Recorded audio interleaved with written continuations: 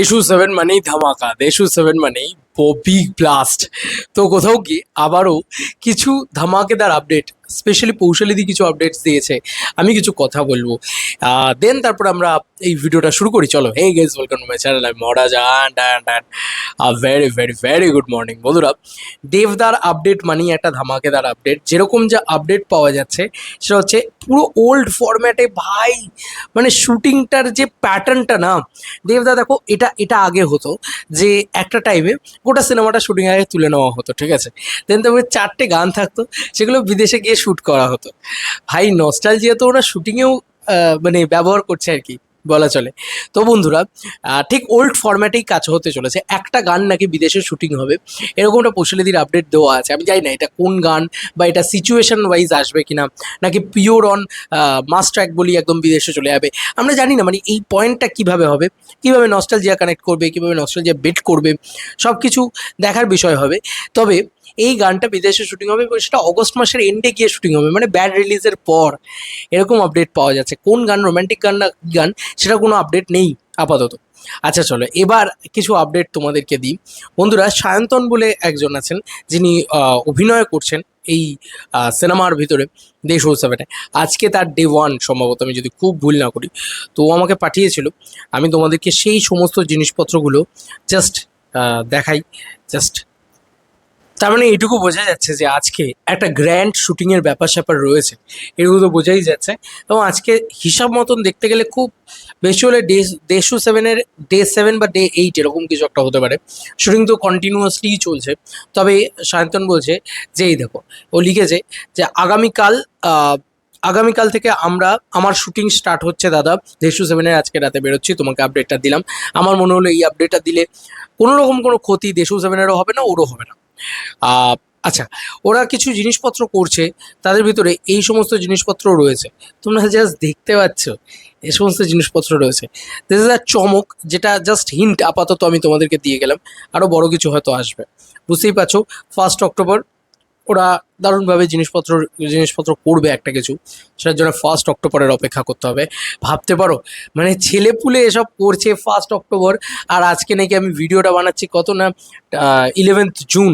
তোমরা দেখতেই পাচ্ছ 11th জুন। যাই হোক, তো যাই হোক, আর যেগুলো মানে যে জিনিসগুলো নিয়ে কথা বলার আছে মূলত, দেখো আর্মির একটা বেস তো থাকছে এই ছবির ভিতরে, এটা নিয়ে কোনো সন্দেহ নেই।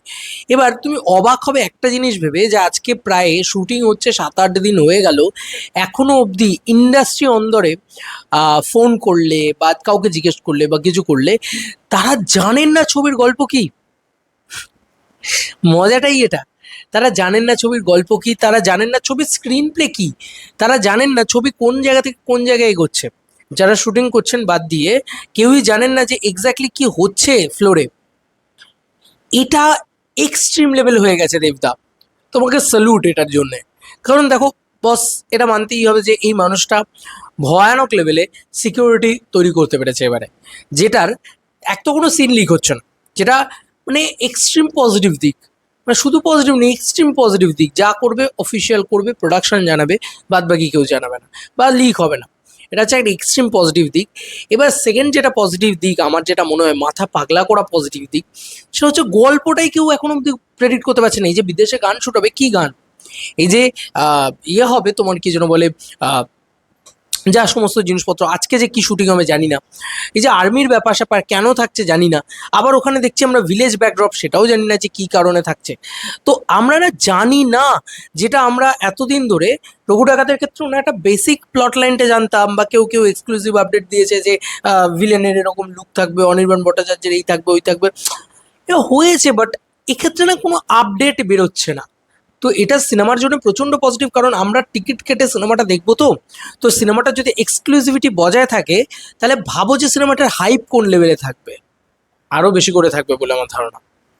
আচ্ছা, এটা হচ্ছে ইন্ডাস্ট্রির অন্দরে কারোর কাছে খবর নেই যে দেশু 7-এর গল্প কি।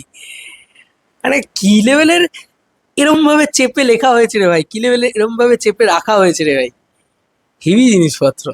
যাই হোক, এটা একটা মানে প্রচণ্ড প্রচণ্ড পজিটিভ দিক বলে আমি গণ্য করছি। আজও অবধি কোনো নিউজ পোর্টাল পর্যন্ত এখনো অবধি লিখতে পারলো না যে দেশ সেভেনের ইনসাইডের আপডেট, এক্সক্লুসিভ আপডেট।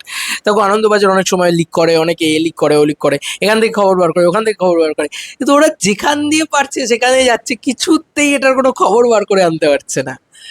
তো এটা একটা বড় পাওনা, কিন্তু বড় ব্যাপার, বড় চমকের ব্যাপার আর কি, স্পেশালি দেশ সেভেন। আচ্ছা, আর কি বলবো, আর যে বলবো যে এই যে গ্র্যান্ড স্কেলে শুটিং, এই যে গ্র্যান্ড ব্যাপার স্যাপার, সেটাতে আমি বলবো যে it is a time taking film.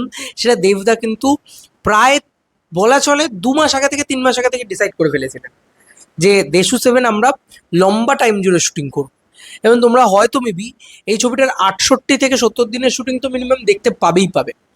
তারপরে এটা বাফারিং ডেট নিয়ে 100 ডেজের প্রায় ডেট রয়েছে, 80 to 100 ডেজের।